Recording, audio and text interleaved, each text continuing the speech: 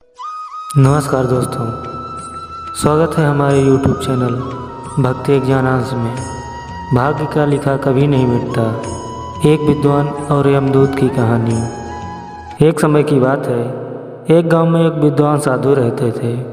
एक दिन वह अपने पुराने मित्र से मिलने के लिए दूसरे राज्य में जा रहे थे। उनका वह मित्र बचपन से ही एक पैर से लंगड़ा और गूंगा था। मित्र का राज्य काफ़ी दूर था और रास्ते में कई गांव पड़ते थे। साधु महाराज अपने धुन में जा रहे थे कि रास्ते में उन्हें एक व्यक्ति मिल गया। वह भी साधु महाराज के साथ चलने लगा। साधु महाराज सोचने लगे, चलो अच्छा ही हुआ, साथ साथ चलने से समय जल्दी कट जाएगा।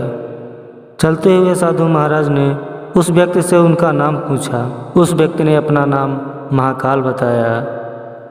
साधु महाराज को यह नाम अजीब सा लगा। साधु महाराज ने नाम के बारे में ज़्यादा कुछ पूछना उचित नहीं समझे। कुछ दूर साथ ही चले थे कि रास्ते में एक गांव आया।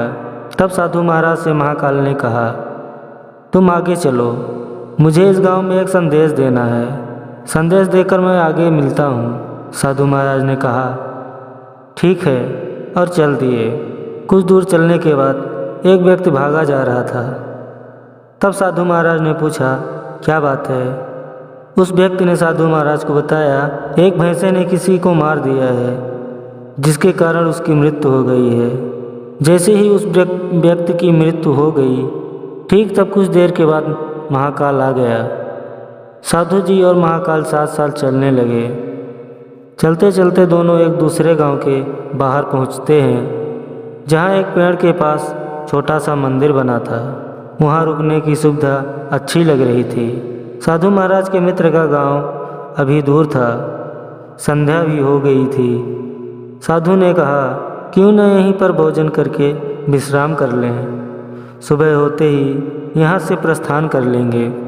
महाकाल ने कहा, ठीक है, आप भोजन करिए, मुझे इस गांव में किसी को कुछ सामान देना है। आप भोजन करके विश्राम करिए, मैं आकर भोजन करता हूँ। उसके जाते ही कुछ देर में वहाँ धुआं उठने लगा। देखते ही देखते पूरे गांव में आग लग गई। साधु जी सोचने लगे कि यह व्यक्ति जहाँ भी जाता है वहाँ कुछ ना कुछ घटना जरूर घटती है। कुछ देर के बाद महाकाल वहाँ वापस आ गया और दोनों लोग भोजन करके विश्राम किए और सुबह होते ही दोनों लोग वहाँ से प्रस्थान किए। कुछ दूर चलने के बाद फिर एक गांव आया। तब महाकाल ने कहा, आप आगे चलिए, मुझे इस गांव में भी थोड़ा काम है। मैं यह काम निपटा कर मैं आपसे आगे मिलता हूँ। यह कहकर महाकाल वहाँ से चल दिया। लेकिन साधु महाराज इस बार आगे नहीं बढ़े। वहीं खड़ा होकर महाकाल को देखने लगा कि यह कहाँ जाता है और क्या करता है। कुछ देर बाद लोगों की आवाज़ सुनाई देने लगी कि किसी व्यक्ति को सर्प ने काट लिया है और उसकी मृत्यु हो गई है। और कुछ देर बाद महाकाल साधु जी के पास आ गया।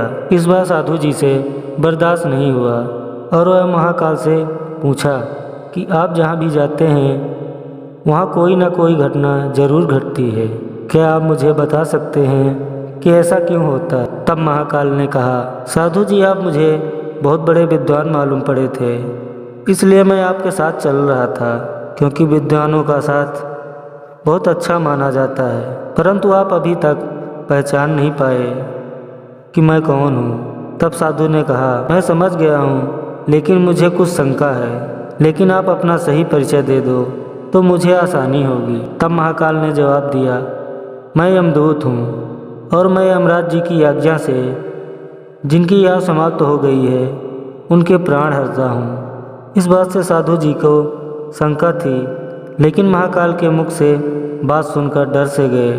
लेकिन साधु जी फिर से हिम्मत करके पूछा, ऐसी बात है और आप सच में यमदूत हैं, तो बताइए कि अगली मृत्यु किसकी है? यमदूत ने कहा, अगली मृत्यु तुम्हारे उसी मित्र की है जिससे तुम मिलने जा रहे हो, और उसकी मृत्यु का कारण तुम ही बनोगे। यह बात सुनकर साधु जी डर गए और सोच में पड़ गए कि वास्तव में यह व्यक्ति यमदूत हुआ तो इसकी बात भी सही होगी और मेरे पुराने मित्र की मृत्यु हो जाएगी। इससे अच्छा तो यह होगा कि मैं अपने मित्र से मिलने ना जाऊं, कम से कम उसकी मृत्यु का कारण तो नहीं बनूंगा।